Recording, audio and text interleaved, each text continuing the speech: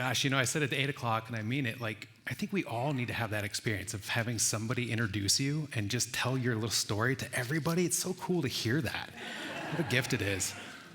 And I'm so grateful to be here at Unity Columbine this morning and have so many familiar faces in the crowd that came to be a part of this today, and new faces. You guys are a great community. We had an awesome 9 o'clock service, really profound meditation. If you've never come to 9 o'clock, it's a good one. Come for the 9 o'clock sometime. It's just awesome to have Laura here. Laura and I go back several years now through music at Mile High, and to have her shining face be a part of this whole community, it's great.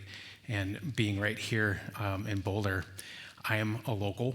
I grew up right here in Boulder County, and amazingly, standing in your community center, Foss Hall, I bump into who? Pat Foss. Pat Foss, and I went to preschool with Joel Foss.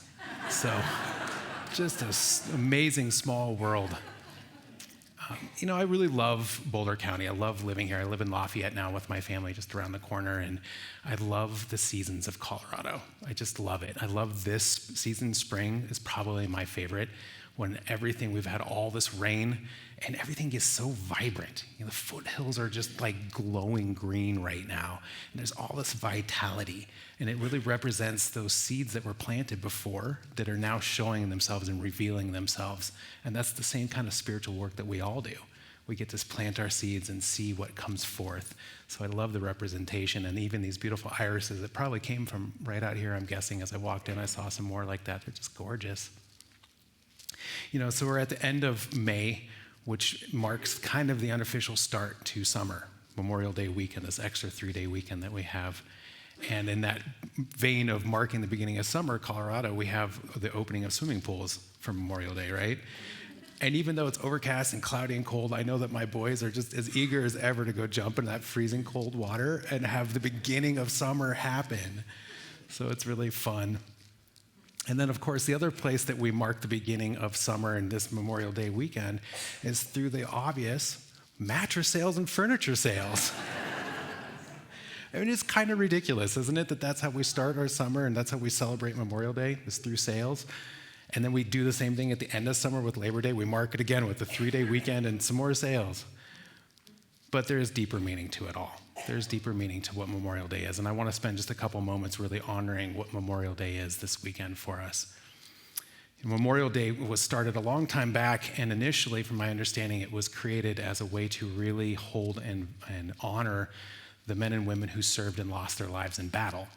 And it has since grown to encompass really anybody that has heard that high calling to serve, that space to step into sacrificing so much of who and what they are, time away from families, time doing and serving in ways that I can barely even comprehend. And then, of course, the ultimate sacrifice of losing their lives, of departing their earthly body and transitioning. So Memorial Day is a time for us to remember them, to honor that service, that call to serve and all that they've provided, so that we can uphold the values and live the life that we live in this beautiful country and on this globe. And doing a little research for this, I came across this proclamation. Somehow I'd never heard that we have a proclamation that we should all spend 2 minutes in silence on Memorial Day to honor them. And that's a rolling moment of silence, meaning it starts at 3 p.m. Eastern time tomorrow on Monday, and it moves itself across the time zones. And for 2 minutes, we're asked to turn within, to hold a quiet space, to honor what is Memorial Day. And the proclamation goes on a little bit further to request this, and we have a slide for this. The proclamation says, to observe Memorial Day by praying according to their individual religious faith for permanent peace. For permanent peace. What a proclamation that is. No matter what your faith path, it doesn't matter what religion, how you pray. But just like we heard with the youth church downstairs, they're making prayer flags right now for peace. And what if we take that into our awareness, that we spend 2 minutes tomorrow at 3 o'clock, wherever you are, we're planting the seed, the intention that we'll become aware of the clock. And we'll spend a moment in quiet and pray for peace. Because I believe that we all truly believe that fighting and warring is not the way, that we can have harmony, we can have peace. So I just invite a moment now, a breath right now, for us to all turn and add a little more vitality, breathing into that space of peace consciousness.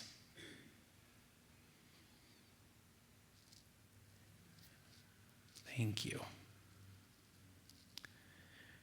So in working on my talk and coming up with this theme today of the courage to serve, I mean, that's a direct tie, of course, to the courage to serve in our armed forces. And we'll explore that and go a little further as well. In so doing, the first war that really ever clicks, or when I think of people who tend to serve, it's World War II for me. And part of that, I'm sure, is my age and where I'm at. And the other part of that is that I have Jewish heritage, right? My mom comes from a long line of Jews. And of course, World War II was a war that was a war fought by so many to stand up for what's right, that all people matter, that persecuting and killing people it's just not the right thing to do. And the other part of that war that really is significant for me is the idea, this place where so many people were called to serve, to step into that role, and to do it in a way that was upholding a broader vision. I don't think that I'm the kind of guy to pick up a gun and go fight a war. I think I'm probably more of a pacifist, that picking up a gun and shooting people doesn't seem to be the right way for me to find peace. And there are people who are called to serve in that way and do it in that way, and there's other adjuncts to that. So recently I was able to watch a film, and it really spoke to me, it touched my heart. And it's the telling of a story of a soldier in World War II who came from a faith path, Seventh-day Adventist. And he was, in that faith, charged with not picking up guns, not fighting in that way. And yet he knew he had this deep calling to serve, that he had a unique component about him that he needed to show up and serve. And that's that unique quality that Reverend Sue spoke about last weekend, right? That cracked pot aspect of us, where we all have a unique way that we can contribute and serve to the world. And if you don't know what the cracked pot reference is, go back and watch last week's service. Reverend Sue it was a really strong service about service, being in service, taking this a little further. So hearing that call and recognizing whether that's a call to serve in a community like this, in all the ways that we show up for our spiritual community, and then there's the hearing to call to serve, like the guy I'm talking about, Desmond Doss, soldier from World War II.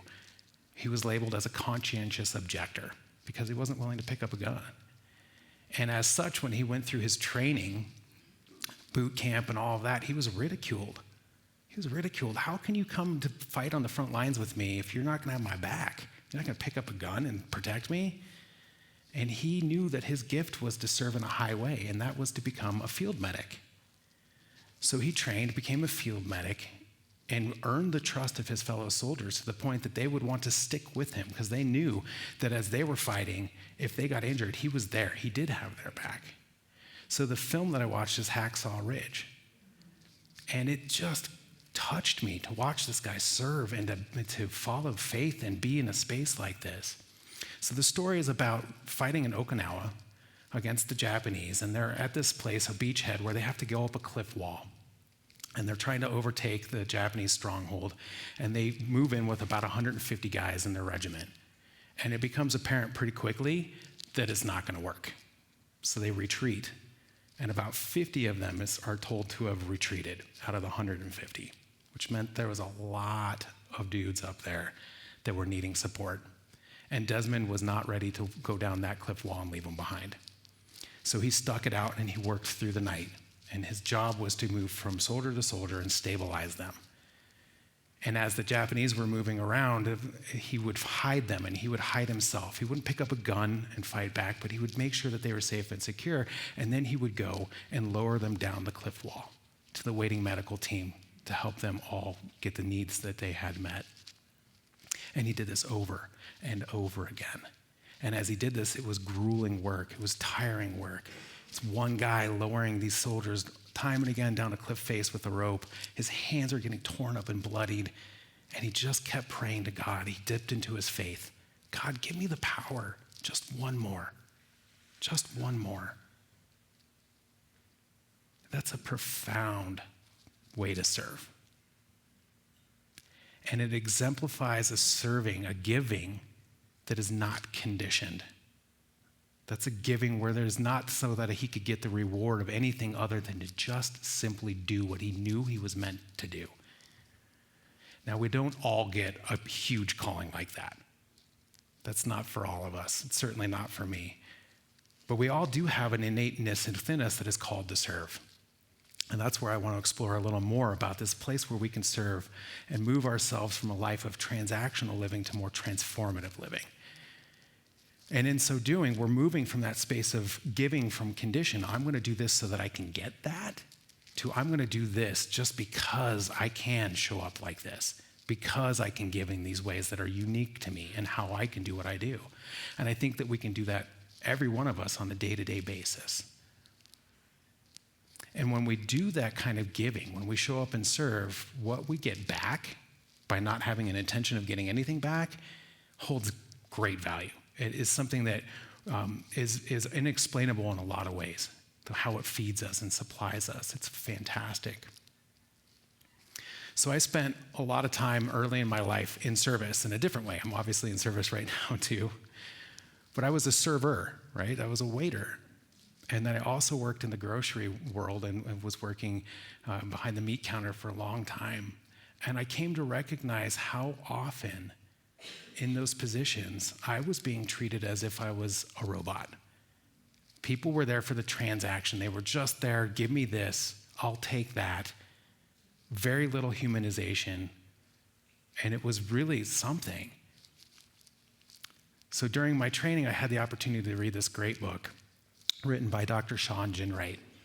It's called The Four Pivots. And in that book, he talks about, and it came up with the label that I heard, which is transactional relationships and interactions versus transformative. And it just captured it so well. So I'm going to share this quote. It's a long one. I wanted it on the screen so you all can see for the visual learners in the room.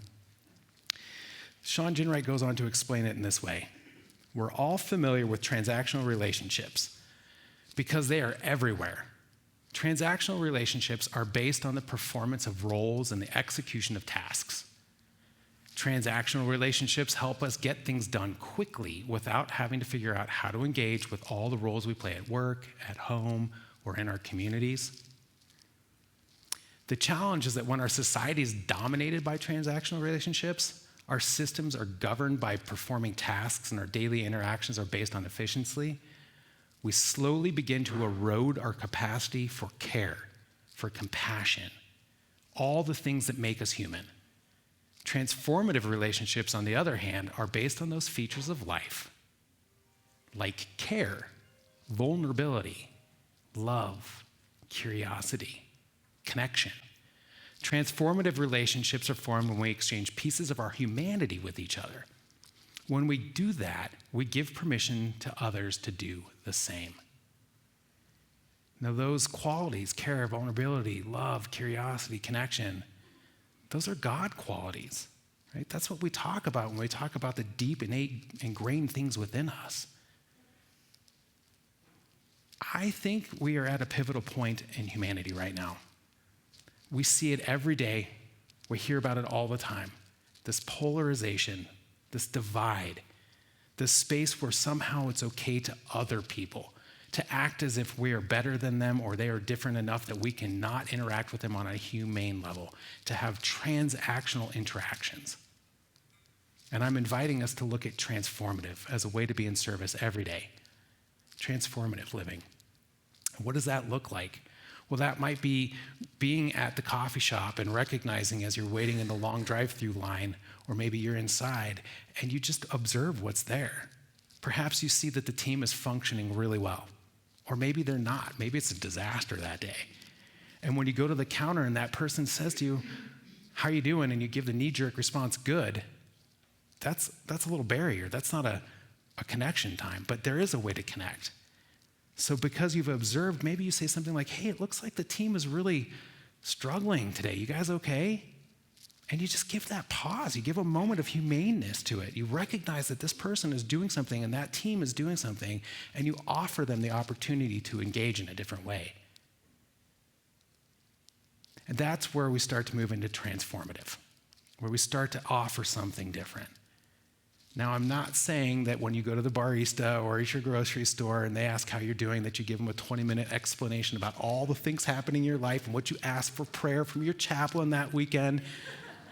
That's a little crazy too, but there's a moderation between those. There's a way that we can interact and have transformative, even short relationships with people. And we can do this within our family units, right? How often do we get into our homes, to our loved ones, and it's just about the task of getting things done? I gotta clean the house, I gotta get that thing done, I gotta move this, I gotta make the lunch. That's all fine, and we have to do those things. What would it be like if we took time to pause and we asked the people that we're with, what do they need to be successful? How can I support you in making lunch today? Maybe that means that I'm helping make the lunch. Maybe it means I'm getting my butt out of the kitchen to give the space that is needed so that that can happen and have a moment of quiet. By relating to that person and asking and inviting a dialogue, a humanness, we begin to have the transformation available to us. And that's really great stuff. So there are many ways that this shows up for us, where we have the opportunities to connect and have transformative interactions. You know, it's that golden rule. How would you like to be treated? It's that space of how do we treat our neighbors when we're being neighborly? Am I willing to pull the trash cans in when the wind comes up? If the trash can gets knocked over, am I going to pick it up and clean that trash up? Not because somebody's watching me and it's the right thing to do, but because I feel like that's a way that I can serve. Being in service doesn't have to be the heroics of Desmond Doss. We have the opportunity every day to choose ways to be in service, to recognize each other as humane people, as all on the earth together, doing the darndest that we can, to uphold the values that are important to us. Those spaces of us that recognize that we are all here to thrive, that we're seeking greater peace, more harmony and compassion, that we all want more love and deserve it, that there's an abundance and a prosperity available to each and every one of us. And that's a place where we get to step into that every moment. Transactional versus transformational. And it's okay to have some of your stuff be transactional too, because we get into our things. We have those moments where transactional things just have to happen. And we can have the mind of somebody that wants to have more transformation too while we're doing those. So that's the invitation. How do we look at these things and move from it being more than a moment to a way of life, to a way of life? And the more that we do it, the more it becomes our lives. And the more that we do it, the more we give people permission to do it back, to let that ripple effect happen. Reverend Sue spoke about the ripple effect with this community and the ways that you show up and serve here and how that goes out into the community. This is another ripple that we get to choose to do and be a part of. It's really a strong invitation to do. You know, Desmond Doss shared in one of his interviews later, after he had argued the number of people that he saved, that there was no way that it could possibly be 75 people that he saved that day that earned him the Medal of Honor, the highest medal that you could earn as a non-combatant soldier, right? A conscientious objector, first guy to ever get that award. He said, there's no way. He's so humble. There's no way I saved 75 lives. He went on to share that it's not about how much you do. It's about the heart behind it. Every little act of kindness matters. And that's what we're talking about. That's what we're talking about. And I even found, imagine this, Charles Fillmore had some words on the same subject. Charles shares, the value of all service lies in the spirit in which you serve and not in the importance of magnitude of the service. Even the lowliest task or deed is made holy, joyous, and prosperous when it's filled with love. So I'm asking us today to go forward and look for the ways that you can live transformatively, to add a little more kindness, to add a little more joy, to break down those barriers of otherness. Maybe just like the prayer flags downstairs being made for peace, that every time we see a flag, it reminds us, how do I get to serve? What can I be in service to today? And how can I serve a higher calling right here and right now? Thank you for your time.